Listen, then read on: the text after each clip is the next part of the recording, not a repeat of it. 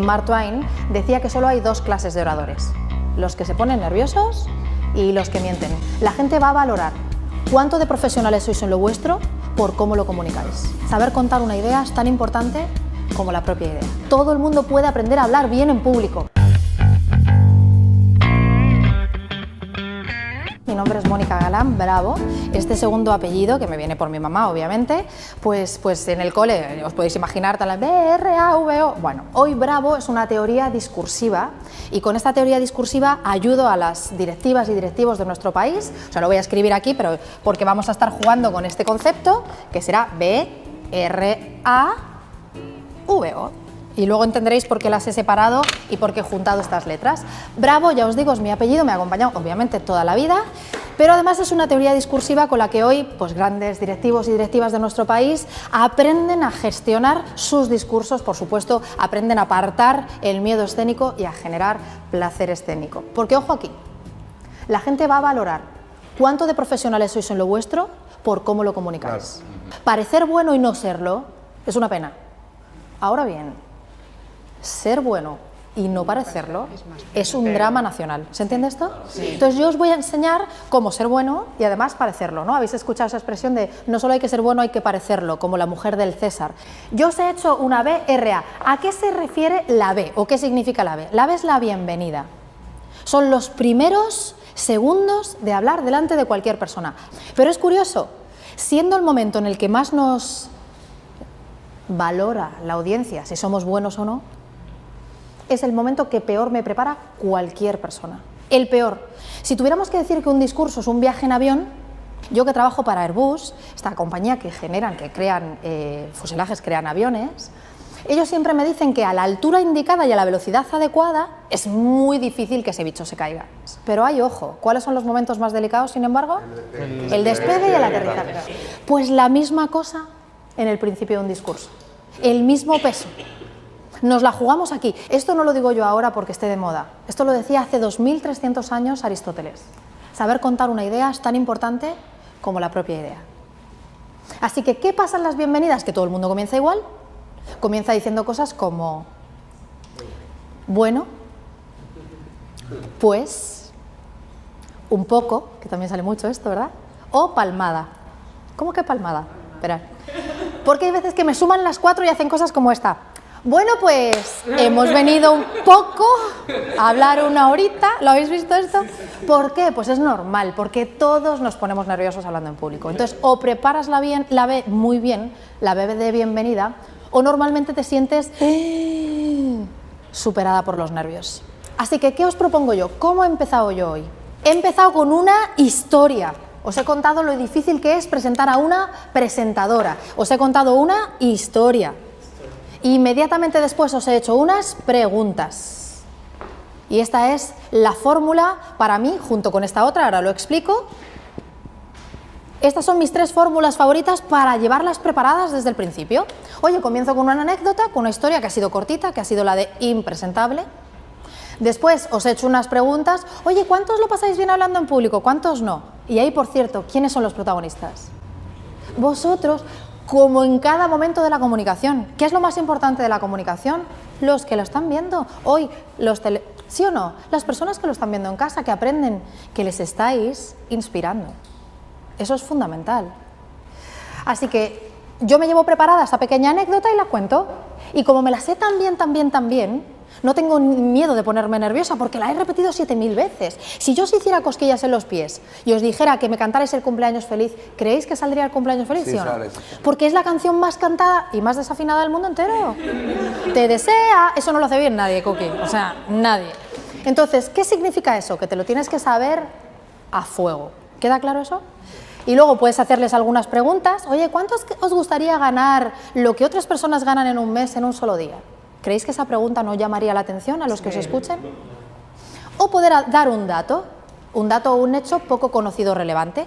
Yo podría haber empezado hoy diciéndoos, el 78% de las personas tienen glosofobia o miedo a hablar en público. ¿Creéis que eso capta la atención? Un montón. Entonces, imaginad que comenzarais cualquier charla, un webinario, explicárselo a alguien, dando un dato que captara la atención. Eso sí, no me empecéis como empieza todo el mundo. De verdad, yo tengo un lema, aunque solo os acordaréis de esto de mí, si eres uno más, eres uno menos. Busca tu diferencia.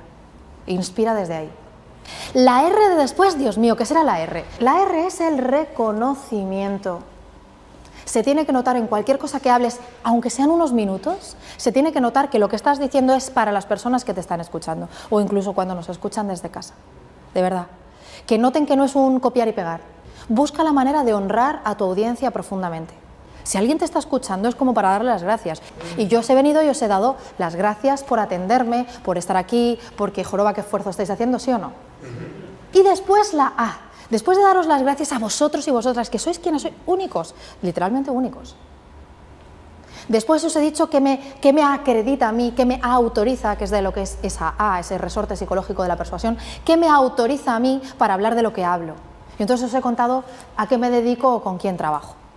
Y en vuestra cabeza se satisface un por qué viene esta tipa a hablarme de algo ahora, estoy cansada, tengo hambre. Y entonces deja de ser importante todas esas cosas para decir, uy, aquí hay algo de información, porque ella está autorizada para hablar de lo que habla. Y venga, me voy a la V. Me voy a la V de valor y os cuento, aquí es donde tenéis que darlo todo, chicos. De verdad que la gente tiene miedo y lo sabéis. Primero porque hay gente muy rata, que son ratas hasta para soñar, ¿sí o no? Y dices, de verdad, así te pasa, Cookie, es que... Segundo, que lo que piensan es, uy, la información, mi tesoro, mi terruño, ahí no moverme. Cuando en realidad vosotros lo que hacéis, podría decir cualquiera, no, si está ahí, se puede aprender. Ahora hay que poder someterse a ello y hay que haberse dejado la piel como os la dejáis vosotros. O esto que estáis haciendo, que exige muchísima valentía. Entonces, en el valor, ¿qué clave más práctica, más rápida os puedo dar para que os llevéis hoy en el bolsillo?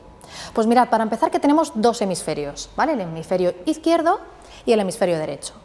Y aunque sería una neurotontería decir que este es el lógico y este es el emocional, en realidad el habla, la memoria están en el hemisferio izquierdo y por eso decimos de él que es el hemisferio lógico, matemático, científico, racional. ¿Ok? Y el hemisferio derecho sería el hemisferio de la creatividad, de las emociones y como sabéis no se pueden disociar, están los dos. Pero cuando hablamos, cuando damos clase, cuando os presentáis, cuando necesitáis decirle a la gente a lo que os dedicáis, muchas veces creemos que solo tienen hemisferio izquierdo y que hay que darles datos. Porque claro, joder, hay que darles datos, pero las personas no son máquinas, son personas. Y necesitan tanto esa fuente fidedigna, esos datos refrendados, necesitan tanto eso como una pequeña anécdota, una historia, algo que nos conmueva. Las historias tienen el poder de conmovernos, son las que nos ayudan a recordar. Cuando yo hablo de valor, lo que digo es que busquéis un equilibrio entre los datos que refrenden y decid historias. Y no digáis, más o menos la mitad. ¿Cómo que más o menos la mitad? Si es 43,5, di 43,5 y esto lo dice el INE, el Instituto Nacional de Estadística. Quien sea que lo diga. O como decía Warren Buffett, y decís el dato. Pero sed precisos. Y luego daos el permiso de contar una anécdota. No hay nada que enganche tanto como enganchan las historias. En la V de valor tratad de dar mensajes claros y trufarlos con información de calidad, fidedigna y contar, no, esto lo dijo no sé quién, yo pienso de esta manera o de esta otra, y luego de vez en cuando dar anécdotas que ayuden a que ese conocimiento se interiorice. Y ya estaríamos en la O. Igual de importante que era el despegue, hay que aterrizar ese avión y que lleguen todas las personitas, ¿verdad? Esto era importante. Entonces, ¿qué sucede en las despedidas? ¿Qué sucede en la O de ovación, que sería el cierre? A ver, O de ovación, dentro de que esta nomenclatura, ¿no? De que este acrónimo del método Bravo funcione, la O no es una F de fin o una C de cierre, pero la O de ovación genera ese impacto aspiracional de que alguien te pueda ovacionar, de que alguien te pueda aplaudir, incluso aunque no se estile, ¿sí? Pero que tengan esa conexión contigo y te recuerden. Y muchas veces lo que nos pasa es que los ensuciamos mucho. Es como que contamos un chiste malo y lo explicamos. ¿Se entiende esto? ¿Os imagináis ahora que ya en nada vais a ir a comer, que el primer plato fuera súper rico, sí o no? Un plato riquísimo, ya estoy tirando piedras contra mi tejado, pero bueno. Un segundo plato delicioso, un postre pecaminoso. ¿Esos culán de chocolate que sale el chocolate así como si fuera el Rey León? ¿Les habéis visto? ¡Ah, chugüeña, el chocolate! Pedís un café y hay una cucaracha en el café. Qué rico todo, ¿no? Después de una sensación como esa, ya no recuerdas nada bueno antes. ¿Sí? Entonces, ¿qué os estoy pidiendo? Que no me hagáis cierres cucaracha, que busquéis una frase que pueda ser tuya, que pueda ser de Warren Buffett, que pueda ser de Robert Kiyosaki o de Paul Tudor Jones, quien sea, o de Paquita Serrano.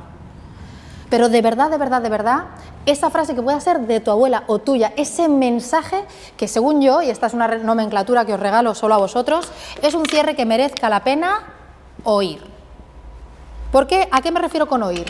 A que deje muy claro el objetivo de por qué has hablado. Recuerda antes de cerrar el objetivo. Que sea inspirador y deja, si puedes, muy clara toda la idea en un resumen. Sois tan buenos como seáis capaces de comunicar que sois buenos. Están midiendo vuestra valía profesional. Por supuesto, los números hablan solos, es verdad. Pero en esto tenéis una nueva profesión. Todo el mundo puede aprender a hablar bien en público. Porque para hablar bien en público uno necesita una sola cosa: pensar bien en privado y prepararse. Y como resumen, deciros que hoy os he traído el método Bravo y que son apenas 5 letras. La introducción es la bienvenida, el reconocimiento a la audiencia y la autoridad como oradores. Que en la V es donde más valor les vais a aportar y que lo truféis, ya sabéis, con datos y con historias, con anécdotas, con metáforas, con paralelismos. Y luego la O de ovación o el cierre. Cerrad con esa frase que sea vuestra gran frase final y dejadle siempre con buen sabor de boca y sobre todo deseando más. Para mí ha sido un honor venir a serviros. Ojalá el método Bravo os ayude. Muchísimas gracias.